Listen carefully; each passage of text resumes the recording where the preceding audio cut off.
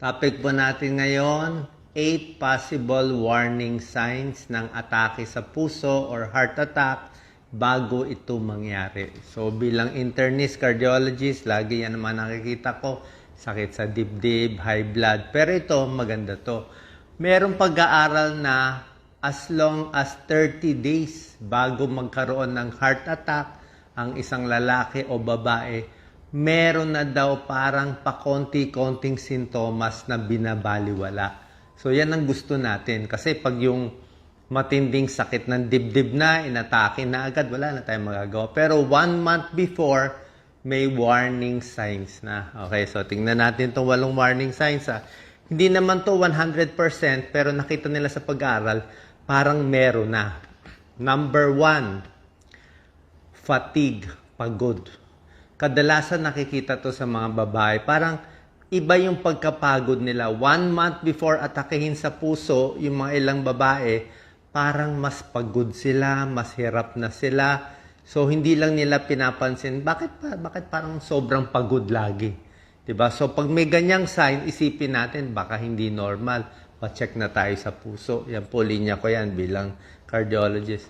Number 2, laging nasusuka, laging masakit ang tiyan, laging hindi natutunawan. Oo, isipin natin, ulcer lang yan, o baka GERD lang yan, o acid reflux lang yan. Bakit parang laging masakit ang tiyan ko na wala namang kinakain iba? So, pag masakit ang tiyan, pwedeng GERD, reflux, may nakain kang chicherya o mga junk foods, or possible na pala yun na chest pain na pala yun. Kala mo lang sikmura, pero na-misjudge mo na puso na pala. Okay? So, lalo na pag may edad na, above 40, 50 years old, may katabaan, medyo maraming bisyo, pa-check natin. So, 1, fatigue. Number 2, nausea, indigestion. So, possible lang to, hindi naman sigurado kasi pwedeng ibang sakit naman ito eh. Number 3, ito. Cold sweats. Hindi ito yung pinapawisan na normal. Ito yung nagpawis ng malamig. Pinapawisan ng malagkit at malamig. Iba yon. Ang pawis po natin, 2 klase.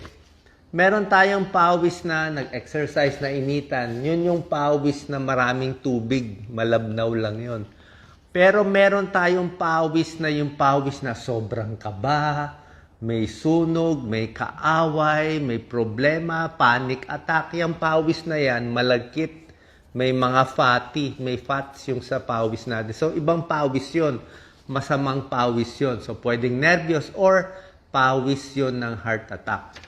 Yung mga inaatake sa puso, yung mga bumabagsak yung blood pressure, yung lalo na pag hypotensive na, let's say 80 na lang ang BP, ang lagkit-lagkit ng pawis, biglang pinawisan ng malagkit, bad sign yun.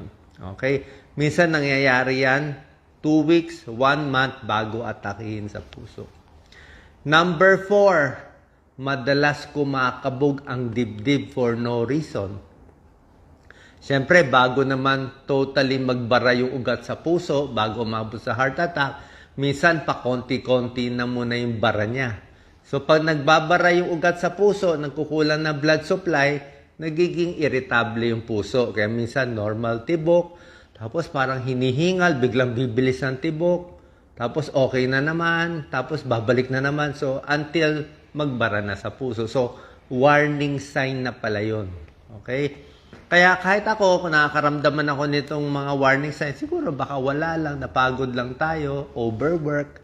Pero minsan, kung medyo iba ang feeling mo, wala naman masama, papa-check up tayo. Number 5, bigla na lang hinihingal. Okay, dati hindi ka naman hinihingal. Ngayon, ang bilis mo na hapuin, di ba? Bakit parang hinihingal ako? Akyat na isang hagdanan, hingal na palagi. Okay, pwedeng kulang ka sa kondisyon, pwedeng tumatanda lang yung hingal, or pwedeng sign na yun na mahina yung puso. Okay? Number 6, ito na, yung medyo parang may nararamdaman na sa dibdib. Minsan kasi sa mga pasyente, sasabihin nila, hindi ako nagpa-check up sa puso kahit may heart attack kasi hindi naman mabigat dibdib ko, hindi naman masakit Dok, hindi siya masakit, parang parang may pressure lang parang may nakaipit. Ang explanation ng pasyente natin lang nakaipit, parang may konting dagan, parang hindi makalunok, hindi makasinok. Minsan ganyan ang example nila. Hindi naman dito, minsan nandito sa may sikmura, minsan papasok, minsan sasakit, mawawala, sasakit, mawawala. So, pag may ganyang pressure, okay, pwedeng ibang dahilan or pwedeng heart problem. So, uncomfortable pressure. Number 3, minsan, ang heart attack, hindi sa dibdib ang nararamdaman. Minsan, sikmura. Minsan, leeg. Sa leeg masakit, yung pala sa dibdib na. Minsan, dito sa kaliwang kamay. Dito, sa loob, inner. Minsan, dito sa panga. Pero pag sa panga, kailangan lower jaw. Meron nga pasyente, nagpumunta sa dentista, sabi niya, sakit ng panga ko, may sira ipin ko. So, check up yung dentista, wala naman makitang problema, yung pala heart attack na. So, minsan kasi yung heart attack, tridor yan, lalo na sa mga babae, ibang sintomas. Minsan, hinihingal lang, masakit sa jaw, minsan sa kamay. Okay? So, alam ko nga, medyo alanganin tong mga sintomas. Small chance lang naman na heart attack to. Pero kahit maliit ang chance, walang masama. Magpa-check ng ECG, magpa-blood pressure, magpa-blood sugar. Kung magpa-check sa isang cardiologist, baka gawan kayo ng 2D echo or stress test. Tapos, syempre, depende sa bisyo. Kung medyo middle age na, 40, 50 years old, naninigarilyo, laging puyat, sobrang alat, sobrang stress sa buhay, iyak ng iyak, naghiwalay sa partner, lahat yan. Todo stress. Sabihin, may risk factor ka, pa-check up tayo. Okay? Kasi itong mga nabanggit kong sintomas, pagod, pawis na malagkit, hingal, palpitasyon, nakita nila 1 month before a heart attack, meron na palang reklamo yung pasyente. Pero hindi nagpatingin. Kadalasan hindi magpapatingin dito. So yun lang ang habol natin. Dito sa second part natin, very important to. Pag masakit na ang dibdib mo, masakit na ang dibdib, di ba? Talagang feeling mo, puso na. Ano ang mga possibilities? Okay? So, maraming possibilities ang chest pain. Huwag agad matakot, hindi agad atake sa puso yan, hindi agad nakamamatay. May 15 possibilities. Kaya kami mga cardiologists, pag may nagsabi yung sakit ang dibdib, tingnan muna natin, baka hindi naman sa puso. Okay? Number 1 cause ng chest pain, doon tayo sa serious. Pwedeng angina talaga.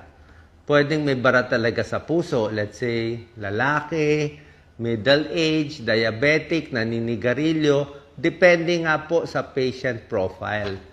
Pag ang patient profile nyo, ibig sabihin, ang itsura ninyo ay mataba, matigas ulo, diabetic, naninigarilyo, masakit ang dibdib, malaking chance, puso yun. Pero kung kayo ay 30 years old, o wala namang bisyo, hindi naman overweight, di ba? Tapos masakit ang dibdib, baka ibang dahilan. Malamang hindi sa puso yan. So pag chest pain, number 1 is angina. Number 2 is atake sa puso. Tulad na sinabi ko, kung yun ang patient profile na maraming bisyo at medyo may edad na. Number 3, cause ng chest pain. Hindi naman lahat puso. Marami dito, hindi sa puso. Number 3, cause ng chest pain, pwedeng acid reflux. Pwedeng GERD lang, nangangasim. Kasi yung acid reflux, tawag din natin dyan, heartburn. Nagkamaling heartburn. So, pag masakit dito, acidic, maasim yan maasim. Tapos pagising mo, malapot dito. Maraming may GERD, parang 40% ata ng tao may GERD. So, pagising mo, maasim, paus ka, o acidic, yan. So, hindi yan sa puso, GERD yan.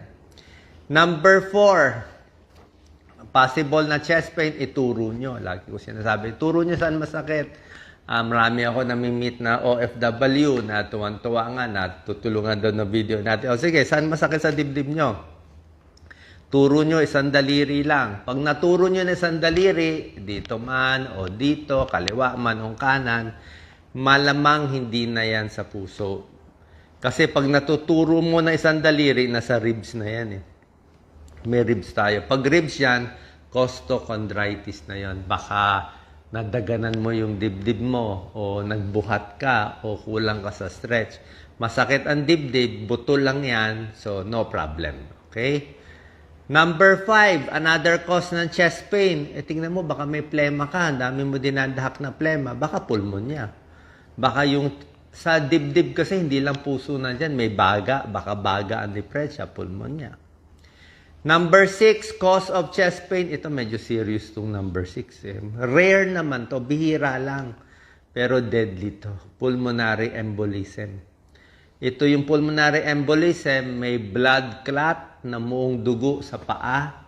So may varicose veins o baka laging hindi ginagalaw ang paa, malaki. O may manas sa paa, hindi ginagalaw, lagi nakaupo, 8 hours a day, nagbuo yung dugo sa paa, pumunta sa baga, deadly to. Pulmonary embolism. Number 7, pwedeng muscle pain lang. Muscle pain. Makakaupo, na-stress ka, okay? Number 8, cause of chest pain. Pwedeng panic attack lang. Maraming may nervyos. Kaya, paano mo malalaman na nervyos? Ang kikita naman sa mukha na nervyos. Tapos, pag in-ECG mo, normal. Pag 2D echo mo, normal. Wala namang bisyo. Tapos, kabado siya. Feeling niya, mamamatay siya. O, pareho din naman, hinihingal. Masakit ang dibdib. Mabilis heartbeat. Pero panic pala. Alam mo naman yung panic. Diba? Number 9, may tinatawag na aortic dissection. Dissecting aorta. Pero rare naman to, rare.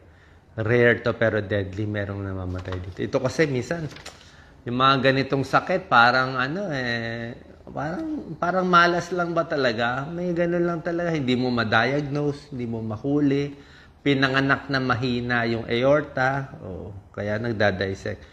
Although one risk factor for aortic dissection is high blood and stress.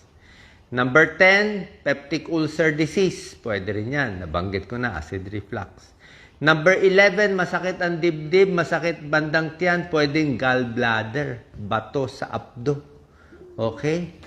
Bato sa abdo, papa-ultrasound kayo. Okay? Nasaan parte man kayo ng mundo, pa-ultrasound kayo whole abdomen. Maganda po yan, magandang test, hindi delikado. Pag na-ultrasound ng buong tiyan, makikita yung kidney ba may problema, matres ba may problema, gallbladder ba may bato, liver mo ba may bukol, liver ba may fatty liver, prostate ba may problem, lahat makikita sa ultrasound ng tiyan. So number 11, gallbladder, pag nakita may bato, gallbladder stone yan. Okay? Cholecystitis. Number 12, ito nangyari to sa amin nung resident ako. Number 12, cause of chest pain, shingles. Shingles is rashes yan, kulebra. Sa Tagalog, kulebra. So yung kulebra, napakasakit niyan.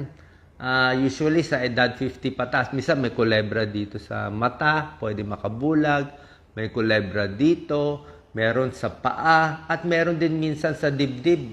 Isang linya siya ng maraming pimples, maraming rashes, sobrang sakit yun. Tinatamaan yung nerve ng tao. Actually, may nangyari sa amin yan dati. May isang resident nagsabi sa amin, heart attack yung pasyente. Chest pain. Binigyan ng gamot sa heart attack. Nung nakita ko, syempre, lalaki, pinahubad ko yung dibdib. Baro, pagtanggal ng t-shirt niya, may isang linya. Kulebra pala. So, naayos natin yung gamutan, hindi heart attack. So, tingnan nyo, ang daming possibility ng chest pain. Tingnan nyo yung dibdib, baka merong pasa.